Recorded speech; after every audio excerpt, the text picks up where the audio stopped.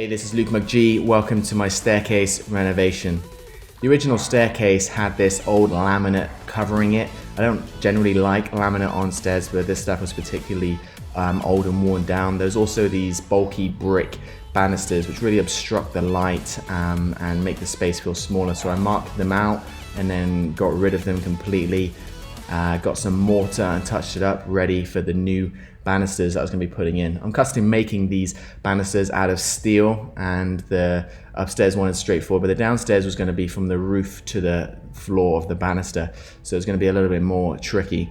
Once the steel arrived, I started with the upstairs banister, which was very straightforward, got that ready, but then the downstairs banister, I had to get the angles correct, so I built it to the wall first, got the angles correct, and then began to put in the individual steel bars for that.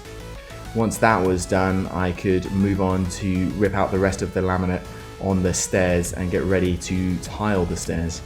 I got these grey concretey looking tiles to give it a very sleek modern finish. I started with the facial boards and then put on the steps secondary.